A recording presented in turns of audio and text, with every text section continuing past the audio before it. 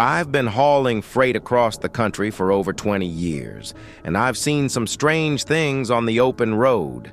Things I still can't explain. But nothing shook me to my core the way it did one night out on the old Route 66, somewhere in Arizona. It was late summer, around 2:30 in the morning when it happened. The desert highway was empty, nothing but miles of cracked asphalt cutting through the endless darkness. My headlights carved out a lonely path, the beams catching the occasional road sign or tumbleweed drifting across the pavement. The night was quiet except for the low hum of my diesel engine and the faint crackle of my CB radio. My eyelids were heavy, but I had a long haul ahead of me, so I kept sipping on lukewarm coffee to stay awake. And that's when I saw her. She was standing on the shoulder right near an old, faded Route 66 sign, holding a small backpack. A girl, looked to be in her early 20s, dressed in jeans and a pale white blouse that seemed to glow faintly under the moonlight. Her hair was long and dark, hanging loose around her shoulders. At first, I thought my eyes were playing tricks on me. Who the hell would be out here at this hour? This stretch of road was 30 miles from the nearest town, but as I got closer, she lifted her arm slowly and stuck out her thumb. I hesitated. Every trucker knows the rule. Don't pick up hitchhikers. Too many stories of robberies, scams, even murders. But something about her made me ease my foot onto the brake. Maybe it was the way she looked, scared, lost, like she had nowhere else to go.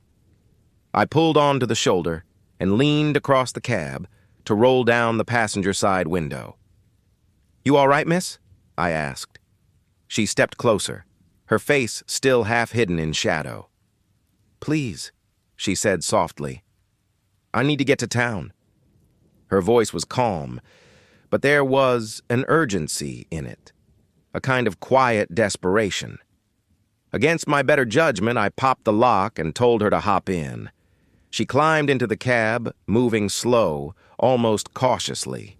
The faint smell of lavender filled the air as she settled into the seat beside me, clutching her backpack tightly against her chest. "Thank you," she whispered. "No problem," I said, easing the truck back onto the road. "What's your name?" There was a pause before she answered. "Emily." Her voice trembled slightly. She kept her eyes forward, watching the road ahead instead of looking at me. I nodded. "Where you headed?" Just into town." "Which town?" She never said, but I figured it didn't matter. I was passing through Flagstaff anyway, so I'd drop her off at the first safe place I found. For the next 10 minutes, we rode in silence. I tried making small talk, asked where she was coming from, if she had family nearby. But she didn't say much, just nodded occasionally, her pale hands gripping that backpack like her life depended on it. The desert stretched endlessly on either side of us, the moon hanging low in the sky. I kept sneaking glances at her, something about her bothering me in the back of my mind. She looked out of place, like she didn't belong in this time. Her clothes seemed dated, like something out of the 70s, and her skin looked almost too pale under the cab light. Finally, she spoke. Her voice was barely audible over the engine. "Do you believe in ghosts?" The question made me laugh nervously. "Well, I've heard plenty of ghost stories on the road." Never seen one myself, though. She turned her head slowly toward me, and for the first time, I saw her eyes. They were wide, dark, and hollow, like there was something missing behind them. "You're looking at one," she whispered. I nearly slammed on the brakes. "What did you just say?" But when I looked again, she was gone. The passenger seat was empty. The faint lavender smell lingered in the air, but Emily had vanished completely. The door hadn't opened and the seatbelt hadn't unbuckled. She had just disappeared. My chest tightened. I gripped the steering wheel so hard my knuckles turned white, my eyes darting around the cab. Then I noticed something. Her backpack was still there, resting neatly on the passenger seat. I pulled over onto the shoulder, my hands shaking as I reached for it. The zipper was half broken, but I managed to pull it open. Inside, there were only two things: a faded photograph and a small bouquet of dried flowers. The photo showed Emily standing in front of a roadside diner, smiling brightly. But on the back, written in smudged ink, were the words, "Emily Grace. Died August 12th, 1975. I froze. My blood ran cold as I looked at the date. That was over 40 years ago. Just then, a gust of desert wind rattled against the cab, and for a split second, I swore I saw her reflection in the side mirror, sitting in the passenger seat again, staring at me with those hollow eyes. I floored the gas and didn't stop until I reached the bright neon lights of Flagstaff. Later, I tried to find records, old newspapers, archives. And sure enough, in August 1975, a young woman named Emily Grace had been killed in a car accident while hitchhiking along Route 66. They said she was struck by a passing truck, and to this day, truckers still say they see her out there, standing alone on the side of the highway, waiting for another ride. I don't scare easy. After 25 years behind the wheel of an 18-wheeler, you learn to deal with long nights, bad weather, and all kinds of strange folks drifting through America's highways. But there's one night I'll never forget, because it showed me that sometimes the road itself hides things we're not supposed to see. It was the summer of 2014, somewhere between Amarillo, Texas, and Albuquerque, New Mexico. A long, lonely stretch of Interstate 40. I'd been driving close to 12 hours, the dashboard clock glowing past midnight, my eyes burning from fatigue. The desert around me was pitch black, nothing but scrub brush and shadows under a half-hidden moon. My CB radio was dead silent, not a single trucker's voice on the line. That's when I saw it. A rest stop up ahead. Bright lights flooded the pavement, the glow so strong it seemed to carve a hole in the darkness. The sign overhead read, "Mesa Vista Rest Area, 1 mile." I'd driven this route at least a dozen times before, but I didn't remember any Mesa Vista Rest stop. Still, exhaustion had a way of making you careless. My coffee thermos was empty, and I needed a bathroom break. So I flicked on my turn signal and pulled off the interstate. The lot was huge, far bigger than most rest stops I'd seen. Dozens of spaces for semis, a wide loop for cars, even picnic benches scattered across the property. The building itself was a low, square structure, glowing with fluorescent lights. But here's the thing. Not a single car, not a single truck, not one living soul. The place was empty. I parked my rig near the far end, killed the engine, and stepped down into the night air. The desert wind was still, too still, like the whole world was holding its breath. My boots crunched on gravel as I walked toward the restroom building. Inside, the fluorescent lights buzzed overhead, flickering slightly. The tile floor gleamed like it had just been scrubbed, the smell of antiseptic thick in the air. Everything was spotless, too spotless. I went about my business, but the whole time I had this crawling feeling under my skin, like I was being watched. The echo of dripping water in the sinks sounded too loud, bouncing off the walls like whispers. When I finished, I stepped back outside. And that's when I noticed something strange. The vending machines by the entrance were stocked with brands I hadn't seen in decades. Crystal Pepsi, Jolt Cola, old-style Doritos bags with neon 90s graphics. Their lights flickered faintly, and for some reason, the prices were all wrong. Cans listed at 35 cents. That didn't make any damn sense. I shook it off, thinking maybe I was overtired, and headed toward the picnic benches. That's when I saw him. An old man sitting at one of the tables, hunched forward, wearing a trucker cap pulled low over his eyes. His clothes looked worn, faded, like they'd been sitting in the sun for decades. "Evening," I said cautiously. He didn't move, didn't speak, just sat there, perfectly still. I took a step closer. His head jerked up suddenly and I froze. His eyes, if you could call them that, were milky white, completely empty. His mouth opened slowly, unnaturally wide, and a low, guttural sound spilled out, like static from a broken radio. I stumbled back, heart pounding. That's when I realized I wasn't alone. Across the lot, more figures were appearing.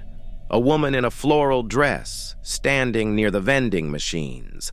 A child clutching a teddy bear by the bathrooms.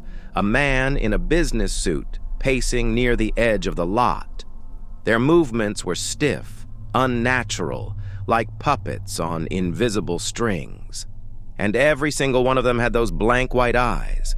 The old man at the picnic table stood, his head tilting unnaturally to the side. "You don't belong here," he rasped, his voice like gravel scraping metal. My chest went cold. I bolted back to my rig, fumbling with the keys. Behind me, I could hear footsteps, dozens of them, closing in fast. I yanked open the door, scrambled inside, and slammed the lock down just as one of those pale-faced things slammed against the side of the cab. Its hands slapped the glass, leaving oily black smears behind. I floored the engine, tires screaming as I tore out of that rest stop. My headlights cut through the dark, and in my side mirror I could see them. Figures standing in the lot, watching me leave, their white eyes glowing faintly in the dark. But here's the thing, the part that makes my blood run cold even now. The next day, I checked my atlas. There was no Mesa Vista rest area listed anywhere on that stretch of I-40. I asked other truckers over the CB, even stopped at a diner to talk to locals. Nobody had ever heard of it. Weeks later, I drove the same route again, at the same time of night, and there was nothing there, just open desert. To this day, I don't know what I stumbled into that night. A place out of time? A trap meant for weary travelers? All I know is this. Sometimes the highway offers you rest, but it comes with a price you don't want to pay. So if you ever see a rest stop glowing out in the middle of nowhere where no rest stop should be, keep driving. Ask any long-haul trucker what keeps them company on those endless midnight runs, and they'll tell you it's the CB radio. That crackle of static, the occasional voice breaking through, the coded chatter between drivers, it's the lifeline of the road. But one night, driving through the heart of Oklahoma, I learned that sometimes the voices on the CB aren't coming from the living. It was around 3:15 a.m. on a cloud-covered night. I was hauling a load of furniture from Memphis to Amarillo, trying to make good time before the sun came up. The road was empty. Nothing but dark highway stretching for miles, broken only by the rhythmic whine of tires on asphalt. The only sound in the cab was the hum of my engine and the occasional hiss of the CB static.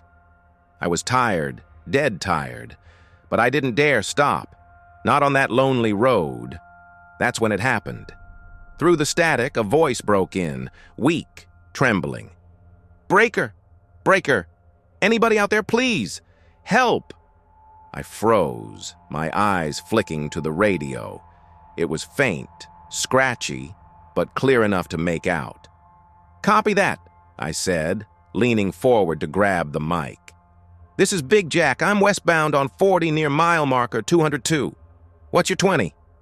There was a pause, followed by ragged breathing. Please, help me. Overturned.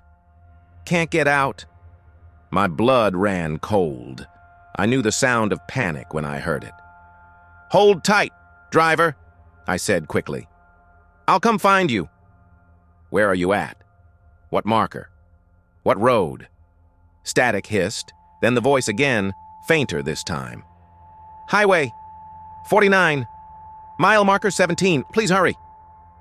I didn't hesitate.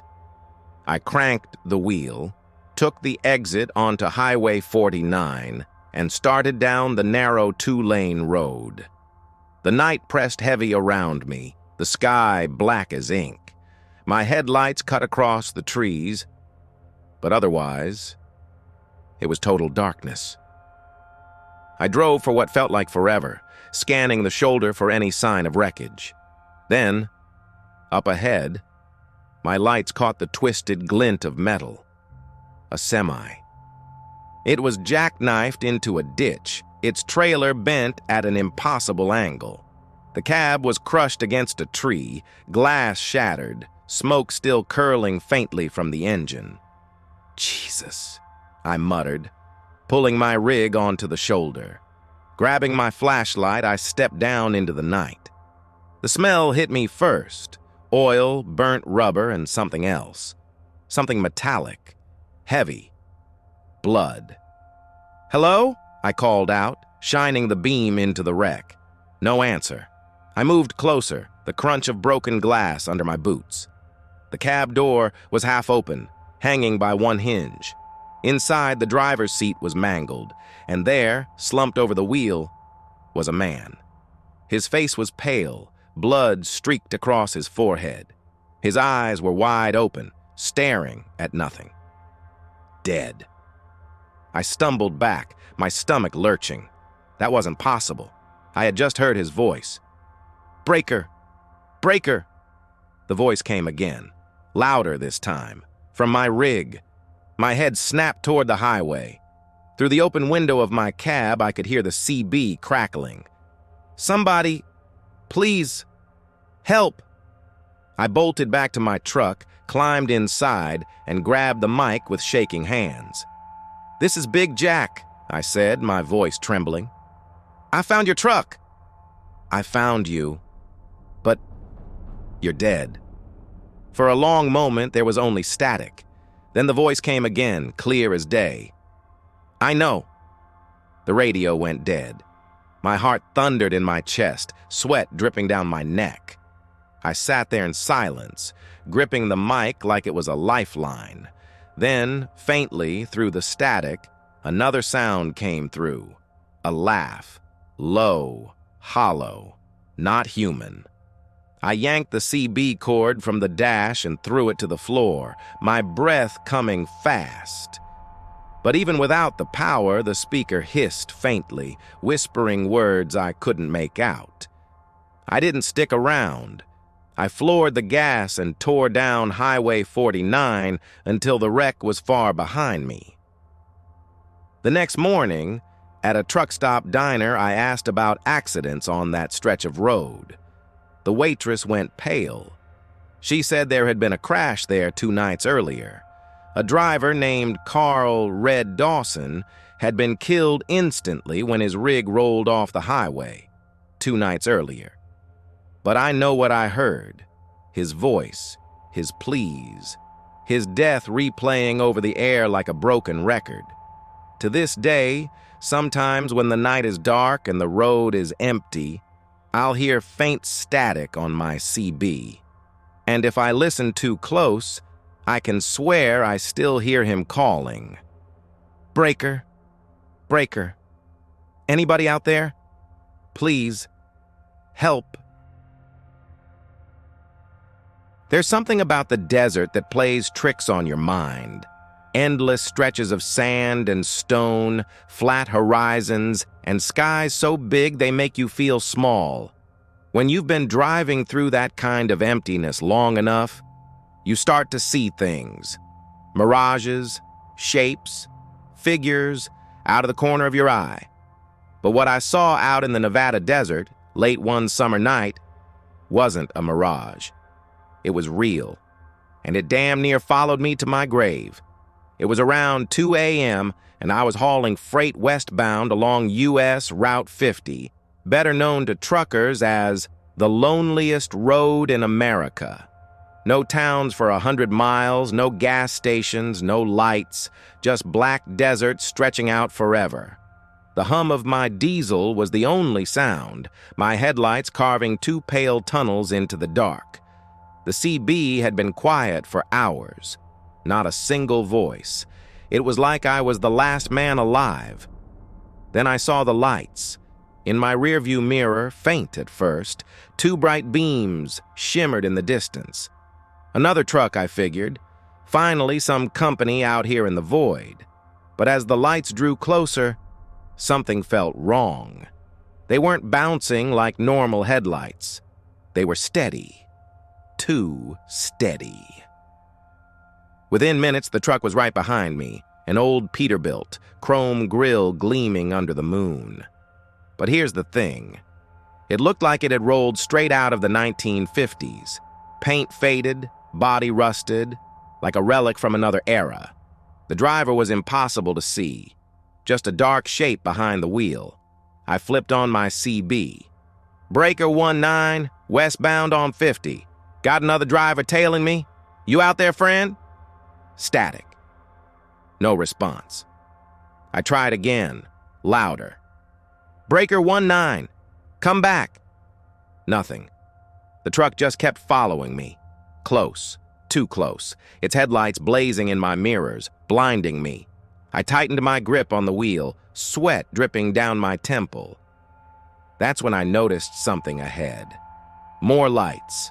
One after another, trucks were appearing in the distance, all of them rolling side by side across the desert highway. Old rigs, Macs, Kenworths, Peterbilts, straight out of the past. Their grills dented, their trailers rusted, some dragging chains that sparked against the pavement. A whole convoy, moving slow like a wall across the road. I eased up on the throttle, my stomach twisting. This didn't make sense. No one ran convoys out here anymore, not like this. And these trucks, they looked like they'd been abandoned for decades. As I closed in, my headlights washed over the nearest trailer. The paint was peeling, the logo so faded I could barely read it. But then I saw something that made my blood turn to ice. The side of the trailer was streaked with dark handprints, hundreds of them. Smears of black and red, dragging down the metal like people had clawed at it. My breath caught. I downshifted, trying to slow, but the truck behind me revved its engine, roaring like thunder. It surged closer, nearly clipping my bumper. I was trapped. The convoy ahead stretched across both lanes, rolling like a wall of steel. The truck behind was pressing me forward, and as I got closer, I saw the windows of those old rigs. Faces, pale, hollow-eyed faces staring out at me. Dozens of them pressed against the glass. Some were screaming silently, mouths wide open. Others just stared with lifeless eyes. Ghosts. The convoy wasn't alive. It was a caravan of the dead. My chest heaved as panic set in. I yanked the wheel, swerving hard toward the shoulder. Gravel sprayed as my rig barreled off the asphalt, the desert rocks hammering against my tires. I shot past the convoy on the dirt, praying I wouldn't flip. For a split second, I was right alongside one of the trucks. The driver turned his head toward me. His face was gray, half rotted, his jaw hanging loose like it had been broken, and his eyes, empty sockets, black as coal. I stomped the accelerator, pushing my engine to the red. The convoy stretched on forever, but finally, mercifully, I broke past it. My rig roared as I tore ahead, the ghostly headlights fading behind me. When I glanced in the mirror again, nothing. The road was empty. No trucks, no lights, just desert. I drove until sunrise without stopping, too scared to even pull over. When I finally reached Fallon, Nevada, I collapsed in a diner booth and asked about old convoys. The waitress looked uneasy.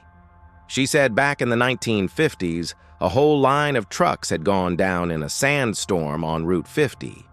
Poor visibility, chain reaction crash, dozens dead. Most of their bodies were never recovered, some folks say. On the loneliest road in America, you can still see them. Those lost drivers forever trapped in their convoy of death, rolling through the desert night after night.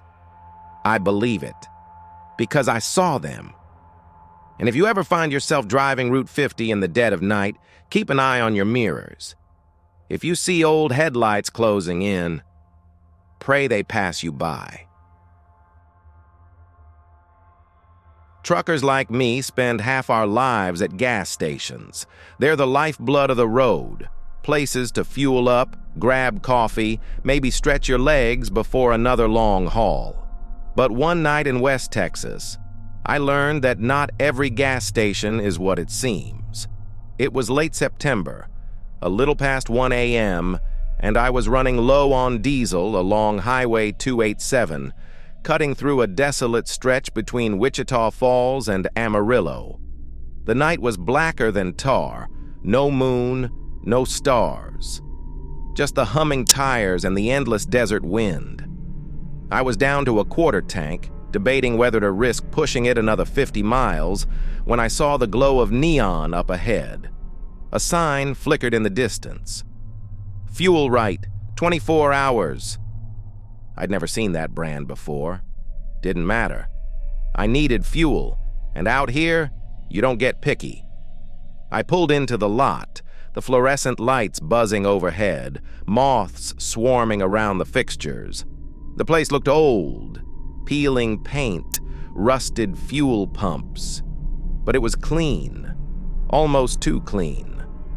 I stepped out, the smell of gasoline thick in the air, and that's when I noticed him, the attendant.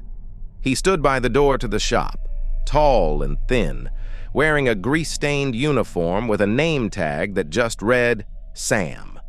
His face was pale under the lights, his smile a little too wide. "Evening, driver," he said, his voice calm, almost friendly. "Long night?" "Sure is," I muttered, swiping my card and starting the pump. He didn't move, just watched me with unblinking eyes. After a moment, he said something that made my stomach twist. "You shouldn't be out past midnight." "Not on this road," I frowned.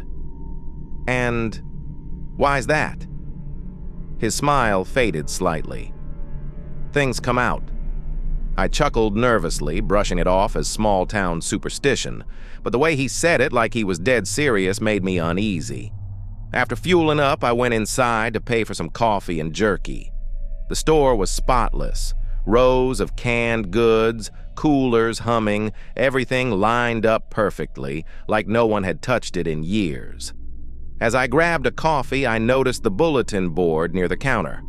Flyers, missing persons posters. Some so faded the ink had turned yellow. A few had dates going back 20 years. Sam was behind the counter now, watching me closely. His eyes followed every move I made. "Long haul?" he asked. "Yeah, heading west." He leaned forward slightly. "Be careful. You might not make it if you don't keep your lights on." I frowned. What the hell does that mean? But he didn't answer. Just rang me up with that same strange half-smile. I didn't stick around.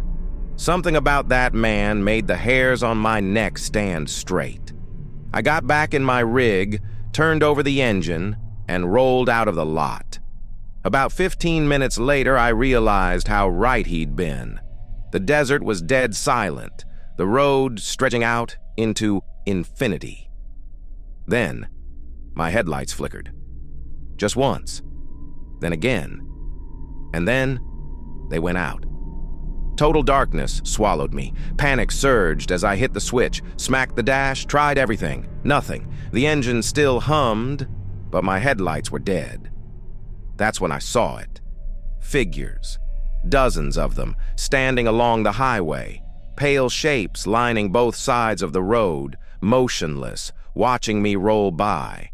Their faces were blank, skin stretched too tight, eyes black holes in the night. I couldn't see them fully, but their outlines glowed faintly, like the moon was shining just on them. The truck slowed as I eased off the gas, heart hammering in my chest. My hands trembled on the wheel. Then, without warning, one of the figures stepped onto the road. Tall, skeletal, its limbs jerking unnaturally as it moved. It leaned close to my cab, peering in through the dark glass. I could feel its gaze, ice cold, cutting through me. I slammed the pedal, praying the road was straight. My rig roared, barreling blind through the dark. I didn't care if I flipped. I just had to get away. For endless miles I drove with no lights, no sense of where the road ended. The figures blurred past, some reaching toward me, their hands grazing the sides of my trailer with a metallic screech. Then, just as suddenly as they'd failed, my headlights flickered back to life. The road was empty, no figures, nothing but desert stretching in every direction. Shaking, I pulled into Amarillo an hour later. At the truck stop, I asked the clerk if he'd ever heard of a fuel right station on 287. He gave me a blank look. "Ain't no station out there. Closest one's 30 miles east." I didn't argue, but I knew what I'd seen. I checked my tank. It was full. My receipt sat on the dash, time-stamped 1:12 a.m. fuel right. The next night, curiosity got the better of me. I backtracked the same stretch of 287. No lights, no neon, no station, just empty desert. And sometimes when I'm driving past midnight, I swear I can still hear Sam's voice, calm and steady, whispering in my ear. "You shouldn't be out past midnight. Not on this road." Alaska will kill you if you don't respect it. Every trucker knows that. The ice roads, the sudden storms, the miles of emptiness. It isn't just nature you fight out there. Sometimes it feels like the land itself wants you dead. I learned that the hard way in the winter of 2014. I'd been hauling heating oil north toward Fairbanks, running along the Dalton Highway, the infamous haul road that stretches through endless snow and wilderness. It was just after Christmas, dead of winter, when the days barely see sunlight. The job paid double that week because of the blizzard warnings. I was stupid enough to take it. By the time I hit Coldfoot, the snow was coming down in heavy sheets. The wind howled, battering the side of my rig. But I kept going, crawling along at 25, headlights cutting through a wall of white. The CB radio was dead quiet. No chatter, no other drivers. Just me, the storm, and that endless black ice beneath my wheels. Hours passed, the world shrinking to the cone of my headlights. Then, around mile 175, my engine coughed. Once, twice, and died. The sudden silence was deafening. No rumble, no heater, just the scream of the wind outside. I tried the ignition again and again. Nothing. I checked the gauges. Full tank, oil fine. The engine hadn't frozen. It was like something had just stopped it. I told myself not to panic. I had emergency gear, blankets, food, a flare gun. But without heat, I wouldn't last long. Out here, in -40, the cold eats you alive. That's when I saw the cabin. At first, I thought it was a trick of the snow. A dark shape off the road, maybe 50 yards away, light flickering faintly in a window. I grabbed my parka, flashlight, and trudged into the storm. The snow was waist deep, the cold burning through every layer. But I made it to the door and pounded hard. To my surprise, it opened. The cabin was warm. A fire roared in the stone hearth. The air smelled of wood smoke and something sweet, like pine. But the place was empty. No boots by the door, no food on the shelves, no sign of anyone living there. Just a single rocking chair by the fire, swaying gently, like someone had just stood up. I should have left. God knows I should have. But the warmth was too much. I shut the door, peeled off my gloves, and sank down by the fire. That's when I heard it. The whisper. Faint at first, barely louder than the crackle of the flames. My name. Tom. I froze. The hair on my neck stood up. No one had called me Tom since my mother died years ago. I turned slowly. The cabin was empty, just shadows in the corners. Then I saw the frost. It spread across the inside of the window, patterns twisting like veins. Letters formed in the ice, shaky, childlike. L-E-A-V-E. My blood ran cold. Before I could move, the rocking chair jerked violently, slamming against the wall. The fire dimmed, the shadows stretched, and from the darkest corner of the room, something stepped forward. It wasn't human. Tall, gaunt, its body wrapped in rags of ice and fur. Its skin was pale as snow, lips split and bleeding, eyes sunk in black pits. When it opened its mouth, I saw rows of jagged teeth, steam, hissing out like smoke. The Wendigo. I'd heard the stories but never believed them. Spirits of hunger, born from endless cold. Creatures that feed on flesh, on lost souls who wander too far into the winter. It crept closer, every step groaning on the floorboards. I stumbled back, heart hammering, and grabbed the flare gun from my pocket. Hands shaking, I fired. The red blaze lit up the cabin, the creature shrieking in a voice that didn't sound human. The fire flared high, the walls shuddered, and suddenly, I was outside. Snow, wind, my truck in the distance, the cabin, gone. I collapsed in the snow, gasping for air. My rig's headlights flickered to life, engine roaring again, like nothing had happened. I didn't question it. I ran back, slammed the door, and drove.